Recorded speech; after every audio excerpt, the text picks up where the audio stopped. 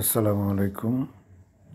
আজকের ভিডিওতে দেখা যাচ্ছে বঙ্গোপসাগরের গভীর সমুদ্রে একটি মাছ ধরার জাহাজ, যেটাকে আমরা ফিশিং জাহাজ বলে থাকি। এই ফিশিং জাহাজগুলো একটি দেখা যাচ্ছে মাছ শিকারে ব্যস্ত। নীল জল, অথই পানি চারিদিকে, যেদিকে চোখ যায় শুধু পানি আর পানি।